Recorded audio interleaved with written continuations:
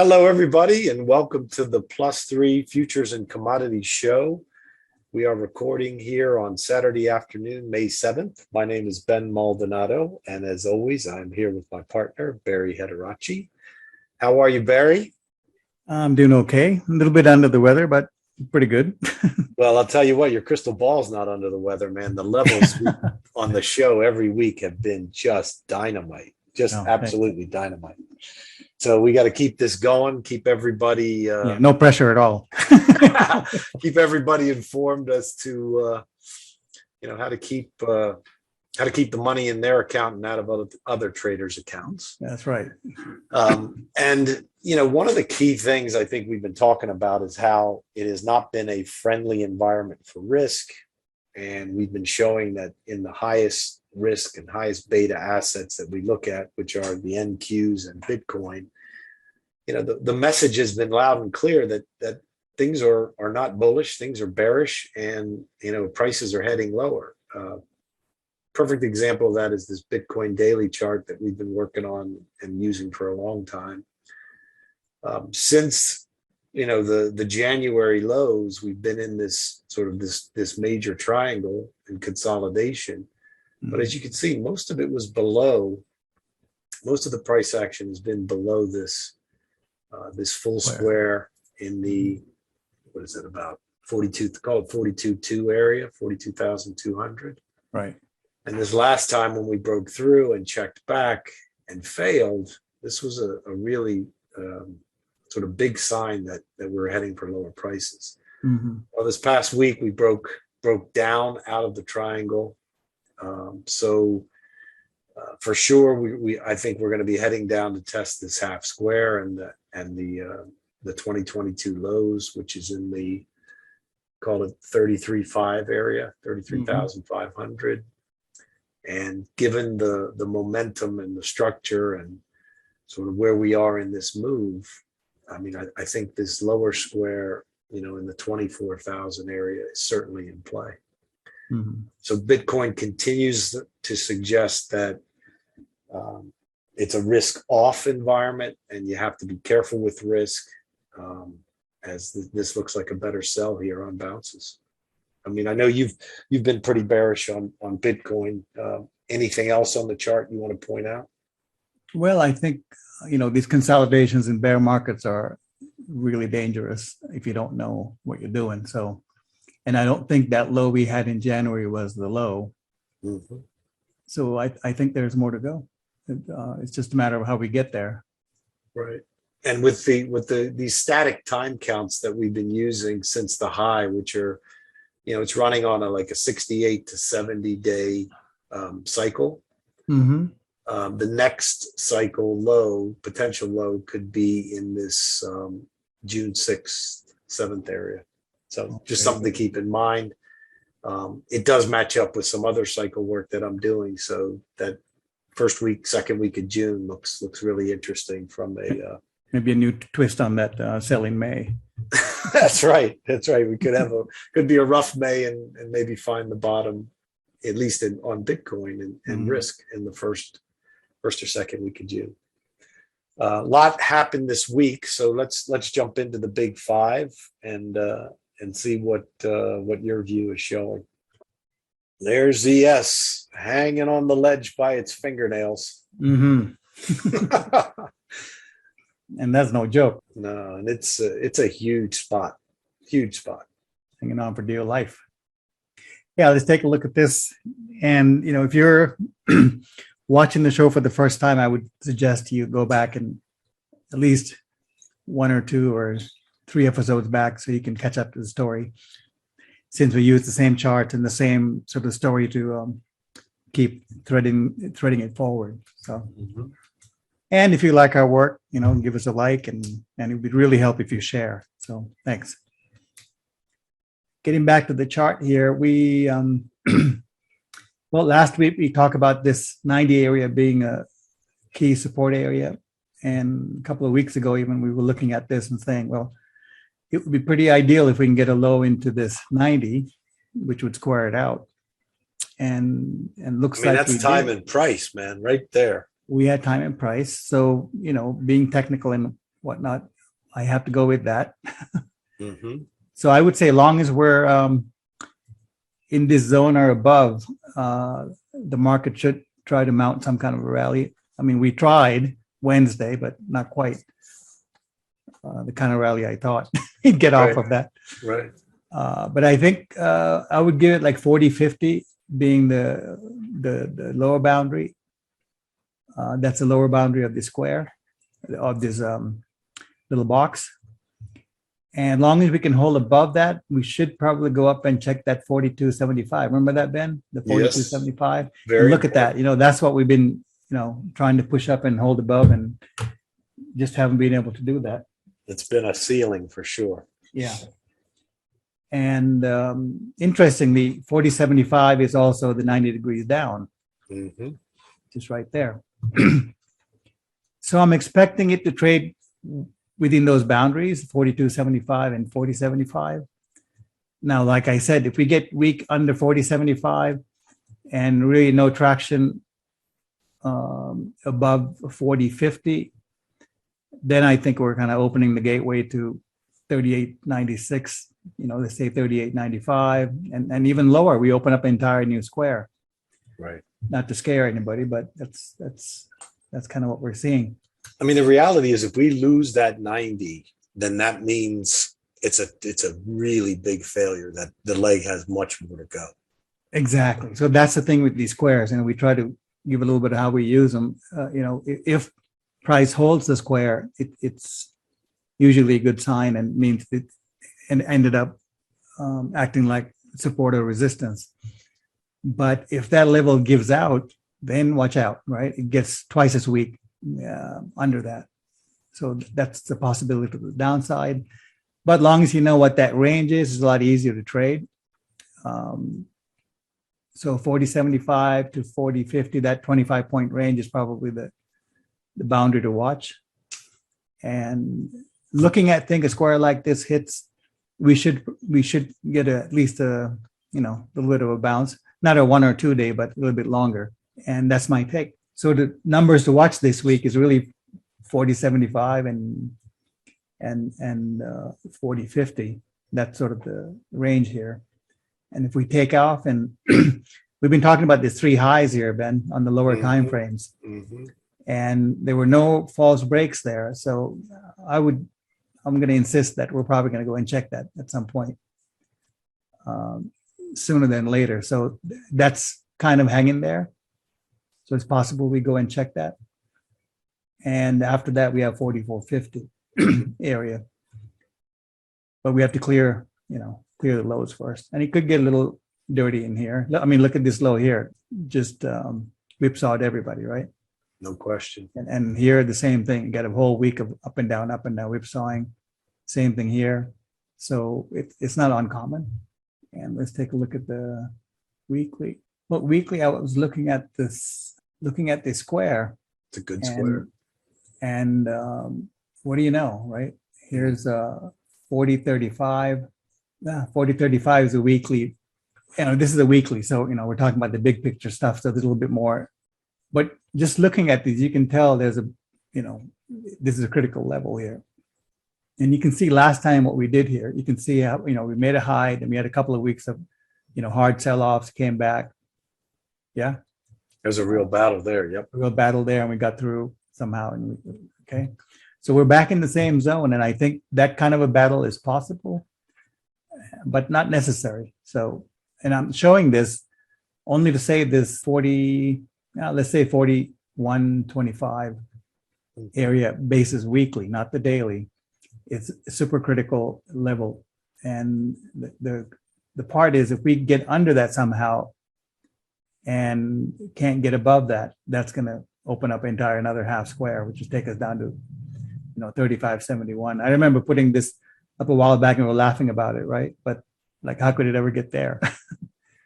But it's also part of your measured move. Look at where your measured move goes on your square there, your little rectangle.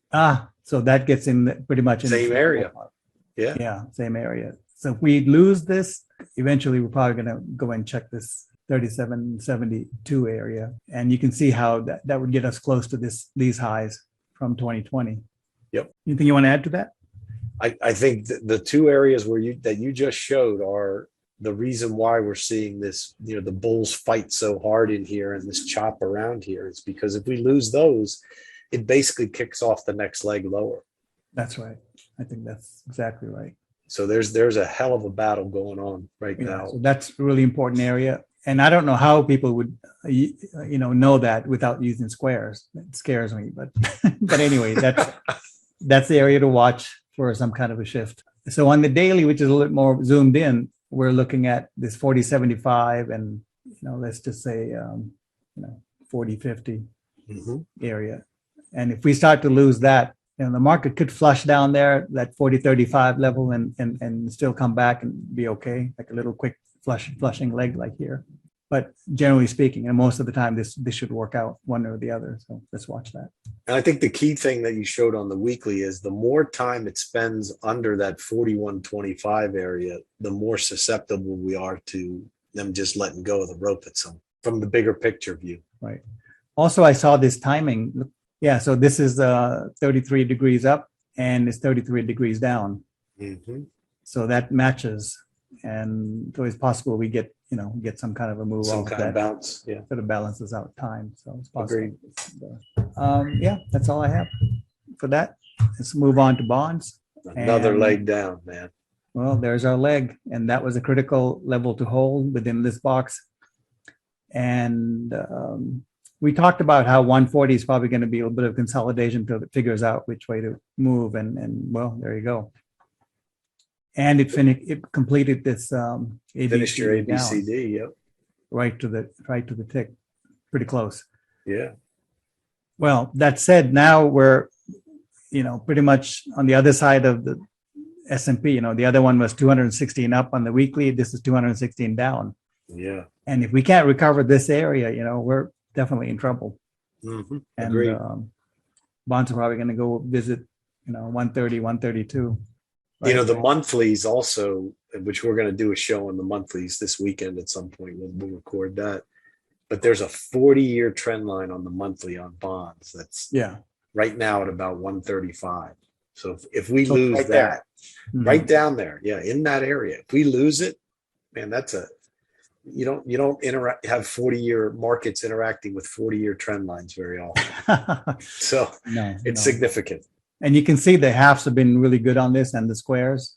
Mm-hmm. We had a reaction here, over here it held. Mm-hmm. And you can see last couple of weeks, we're down at the 140, which is also the score of 144. Well, it's the second score of 72. Mm-hmm. And again, we had a little bit of battle, and guess what? We lost it. Gave it up. So now, if we can't get above that 140 is major resistance now. Actually, this whole box is. And the lower boundary of the box is around 137, let's say 138. Mm-hmm. And if we can't clear the 140, we're looking at 132, 130. Yeah, and remember, these interest rates are having, and bonds are having a direct impact on equity. So it's really, really critical that we figure out, what's going to happen with bonds here, because it's having a dramatic impact on risk. And moving on to the weekly bonds, it's not any better, really. So taking it down, the leg started here. We were looking at this score to possibly show some support, but it didn't. And you can see how the counter trend, this one bar, the highs were right at the 72 line. Perfect right there. retest. Yep. Perfect. Sold off. Came up to the this 141 area. And we were looking for it to hold a little bit there and maybe mount a rally. But nope. Now we're lower. So the direction's pretty well established on the weekly. And here is 132 is a half square. And I think it's pretty much set in stone now. So it's definitely on the way down. Anything you want to add to that? No, it looks weak, and it's a market where you want to try and isolate resistance areas that hold, and then you can sell it with good risk reward. All right, next one is crude. We are just breaking out of the square. We talked about this last week, how the 90, if we can hold above this 97 level a couple of weeks ago anyway. This was our sort of the support zone we drew out. and it managed to sort of stay above that. And eventually now we're breaking out above the square of 90. So this is the, so the reverse of what we're talking about in the S&P. There we had a square. If it doesn't bounce, bounce off of it, if it's coming down, or if it doesn't sell off of it, then, and it breaks it, then we have a lot more upside. So it looks like it's pushing higher. Next stop is, 130 was the old high, which is also half the square. But 135 looks like the sort of a reasonable target. Crude looks good. It's the best looking commodity chart that I've got to go over today and looking at. Long as we hold about 107, so that's the key to watch. Okay, because that's a square level. And here's the weekly crude, pretty much the same story. We held above the 90, and now we're rallying off. So we had that little counter trend off the high, nicely tested the 90 square from the top, and now we're moving up. So it looks all very normal and orderly, I think. Probably one of the most orderly markets out there now. It's surprising, people think of the chaos in crude, but technically it's just acting really, really well. Yeah, it's trading well. Probably because all eyes are on it. Next one is gold. Let's see here. I drew in this box last week saying that, if we can hold above it, this 1887 market still in a fairly good position to rally off of, as long as we can hold above that, the 1887 number. And we didn't. Clearly, we dropped down and came back up into the zone and sold off a little bit. And gold's known to do this, just putting this long consolidations. So just like we did here, we're just kind of moseying around. So long until we get above and settle above 1887, I think there's probably more chance for downward pressure or to consolidate, maybe consolidate and come in and test this line. And I would say long-term, these are opportunities. So probably not a bad place to add to your gold. I agree. I'm going to talk about gold as well. It's one of the markets that, while it's been sluggish and choppy, and someone could even say bearish super short term, on a bigger picture, this is just another pullback. Right. So really, like using the square of 9, this half, this 1915 is the price to get above and hold above to really mount another rally. So to me, I think long as we're below that, it's consolidation mode. Yep, chop and consolidation. Let's take a look at the weekly. Right in your box. Right in the box. But he did dip below that for a little bit. So I guess the box is the thing, weekly basis, a little bit longer term, 1919, 1881 is sort of the zone to clear or not. So I'm guessing long as we're below 1919, we're just going to consolidate.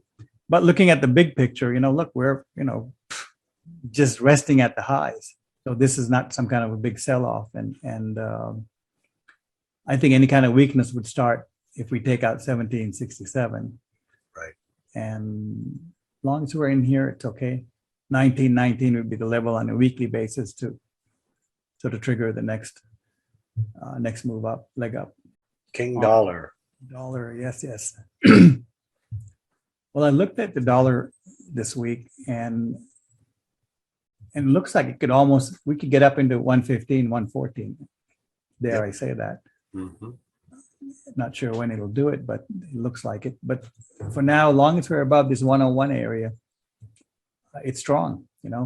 We should, at a minimum, go and test this 106, which is the next half square. And it's doing strong. Looks like a kind of a blow-off move coming in here because it's really accelerating. Yeah, you're getting that curl to the chart. So it's possible we go bang up into the 360. Although I just saw this little ABCD in here. I'm always looking for those. Right. Blew past that. Yep, sitting on top of it. All right, let's take a look at the weekly, which blew past the half square, which is around 103. So I think, again, weekly basis, as long as we're above 103, we're probably going to go and test this 107, 108 area. I mean, there's nothing bearish at all about the chart. We just have to watch and see for when and where we can get a high come in that, you can reasonably target.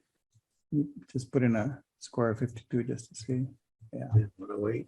This is also potentially why, the dollar may just slosh around for a little bit. With That's possible. Yeah. with gold, I mean, gold slosh around with a strong dollar. And then when the dollar, puts in its high and starts heading down, we can then have a pretty strong and powerful move in gold. All right, let's move on to Euro, get the euro covered. Which the is European disunion. Mm-hmm. But man, look at this, how it's retesting these squares before selling off, right? Up here. Perfect. It was a half square. Perfect, right? Came down, retested, Square. down, right? Came up here, little triangle break, false break, came down. And we were looking for a target, this 180 to be a target. And well, we slipped right under it. Now we can't get above it, right? That's key. Key It's, spot. Yep, key spot. Well, key spot to get stuck. So, Exactly. and it's another decision point, like we always call the squares. They're decision points. Right? mm-hmm. Looks like it's already made, but Yeah. Let's see. So 108 area that, support we had earlier, we bounced off that for about a month. That's the key resistance right now. Mm-hmm. And the one at hand is 105, let's say 106. Right. But that's really, I'd like to see it get established a little bit better. Either we're going to come up and consolidate above or continue to do this and maybe slide down. Right. But it definitely moved on to another sort of the realm after we cleared that square. Agreed. Yeah. That's it for the daily. Let's take a look at a weekly. Well, this is what I've been talking about on the weekly for a while. And looks like we're going to get there. Sure does. And if we take that out, then why be a little lower? I mean, minimally, they're knowing the currencies, the way they act, minimally, it's got to go down there and false break it, right? Before it takes off, if it's going higher. I wouldn't bet against that. Yeah, exactly. But for this leg, that opens up another leg down into 144, which would take us down to 96, 97. Blow right past parity, won't it? Right past. So we'll have to see. Yeah. But it's not looking that great at the moment. Not for the bulls on the euro, that's for sure. Not much to say. It's weak until it starts taking out resistance. Yeah, and even if you go to a half square, that would give us a false break in here if that's going to happen. Otherwise, again, just thinking like a criminal, that you got to think that's going to happen. Right. So that's around 102. Mm-hmm. A little ways to go. Not quite done yet. Well, that's all I got for today. Let me pass it on to you. Talk about some commodities. Sounds good. All right. All right. Before we jump into the commodities, let's take a look at our other, favorite stepchild for risk, which is the NQs. Mm-hmm. NQs were leading on the way up, and they're leading on the way down. As you can see, not only have we, taken out the recent lows, but we took out, the March low. Whereas in the S&P, we're still, barely holding above it. Here, we not only took it out, but we closed below this full square now. And the full square here is, call it 12,750. Yeah. So the next stop is, as long as we're below that full square, the next stop is the half square, which is in the about, call it 12,140. So this looks weak. Spikes continue to get sold. You can see on these bars, all these highs are getting sold, and we continue to make lower lows. Something different this week I added was some time charts. I did a low to low and a high to low.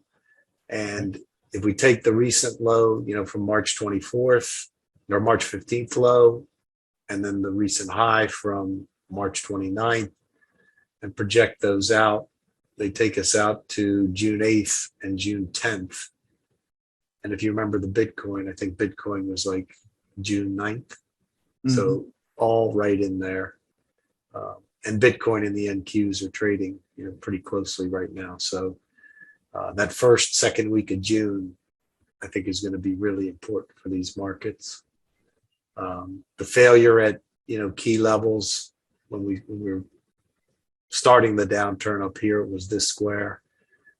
On the big rally back, it was this square here. Recently, we lost this square, and now we've lost this square. So there's just not a lot of positives in this chart right now. And until it starts holding these squares and sitting on top of these different levels, that's the only thing that can sort of turn this thing bullish. Mhm. Anything else on this chart jump out to you? Well, if NASDAQ is leading, then it might help settle the square on the S&P. That's right. It's at 90, but if we slip it, boy, then it's going to go. Right.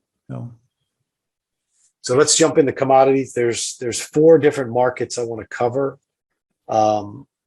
Only one is sort of tradable and ready to go. The others are all kind of setting up, and it's sort of a preview and a highlight. As with most of the commodities for the last month or two, they're really in consolidations and correcting, big moves up. Higher time frames like monthly, weeklies are still very, very bullish. It's just there's no good setups like on a daily and a 4-hour basis, which is what for this show what I try and focus on. So let's look at a few of them and see what they're showing us. First one is gold. Barrie covered gold, but I'll just add my take on here. This is the gold daily. We made that spike up in March and have been basically grinding down since. Last week I talked about holding this half square was really important because as you can see, if you look across, it was a high here and all this price action, pretty much all this was below that. Well, we probed through several days and ended up closing just above the half square. So this area is key. Why do I like the chart? Why do I like this longer term?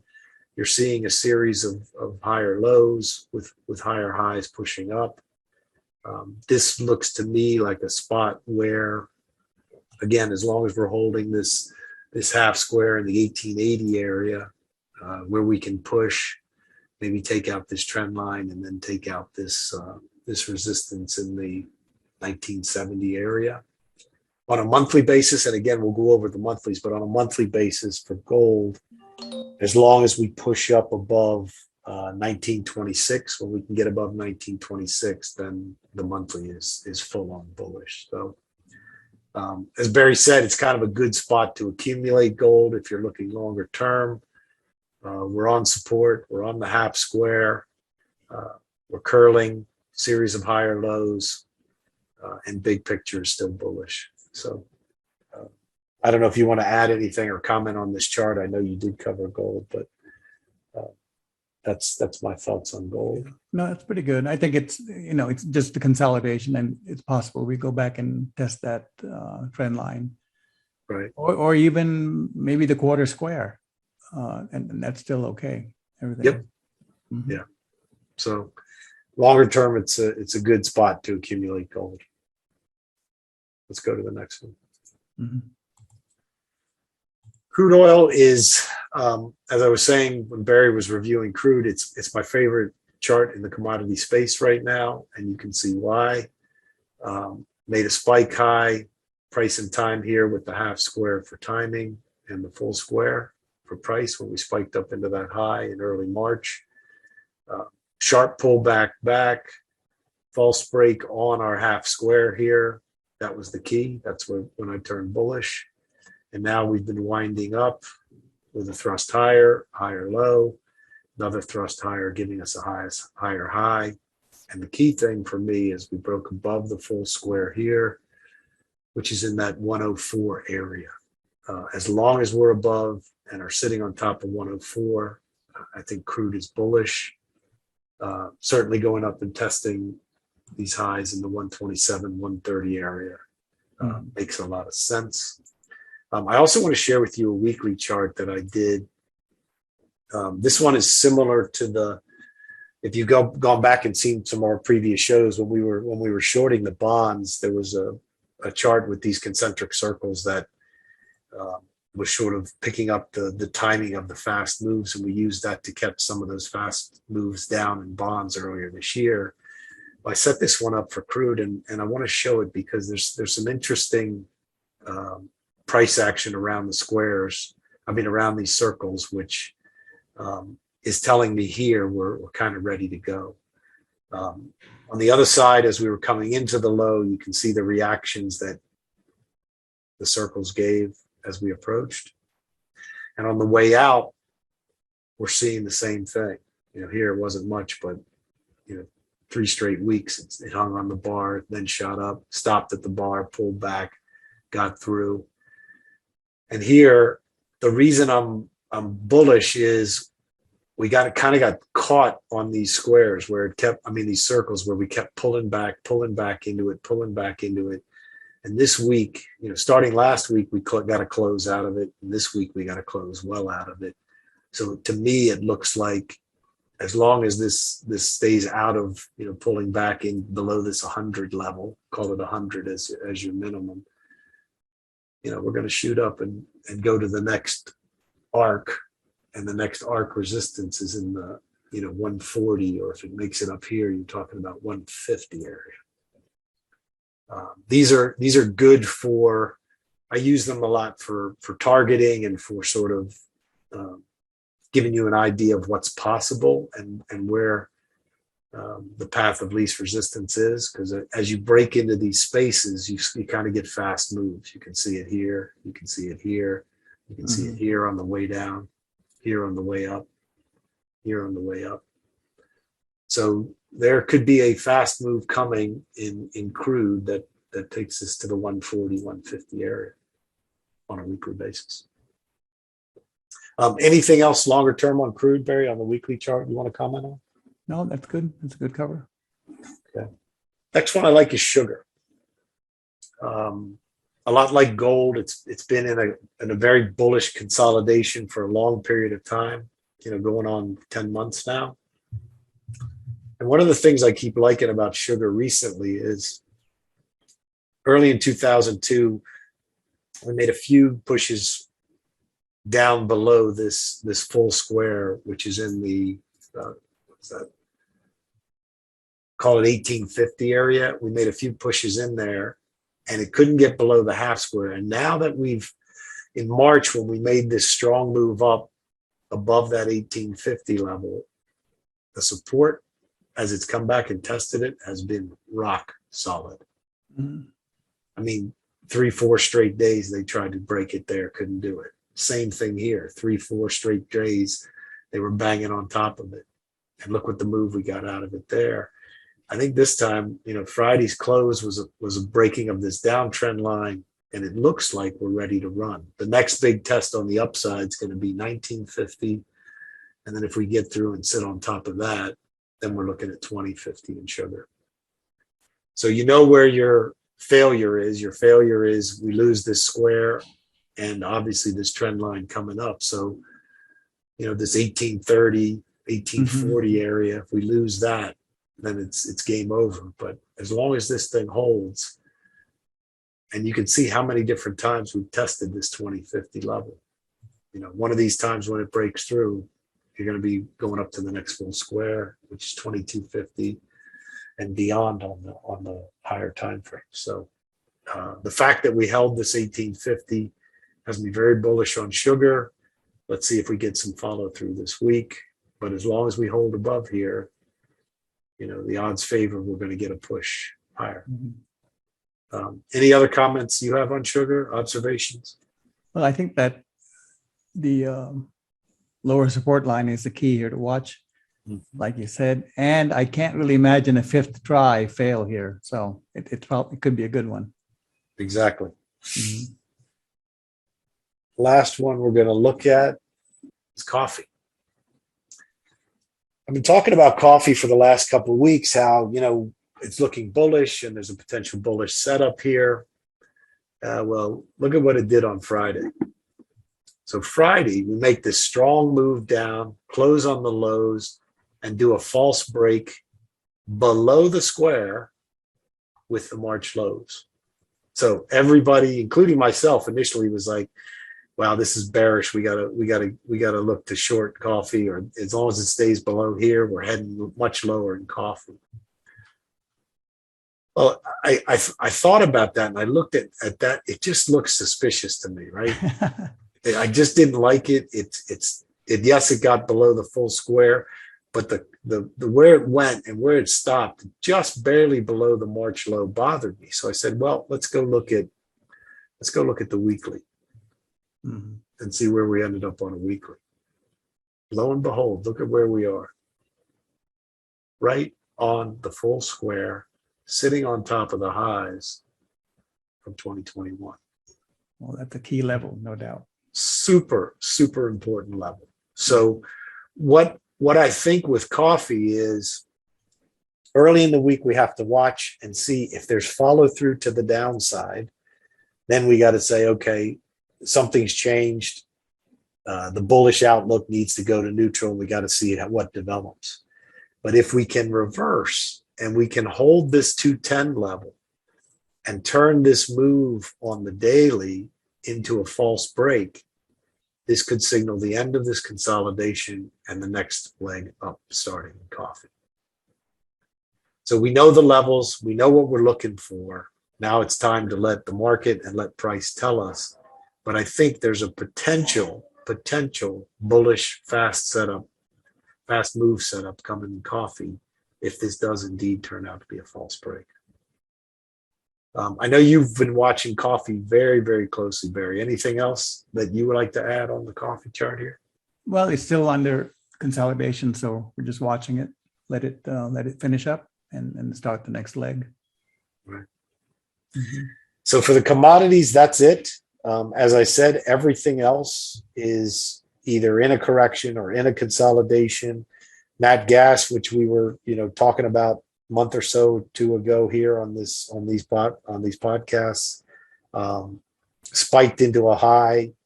So we got to see how it corrects after this big move up that we saw, but it did complete something there, so there's nothing to do there. Copper recently had a super strong pullback. Sugar had a big pullback. The grains have been chopping around, so I do think, and you'll get this when you see the monthly show, all of these markets are very bullish longer term. We're just in one of these sort of breathe out phases on them that you have to wait till they set up and the corrections and consolidations are done to catch the next leg in what are, continue to be longer term bull markets. Anything else you're focusing on this week, Barry? Where are you going to be watching closely? Well, we're watching crude, bonds, and the S&P. And of course, coffee and sugar. Yes, we got to see how those sort of tests with support go, and if they hold, again, it's a bullish sign. So everybody have a great week trading. Barry, have a terrific week, and we'll talk soon. Thanks, Ben. Good job. Everybody All right. have a good week. Take care. Bye-bye.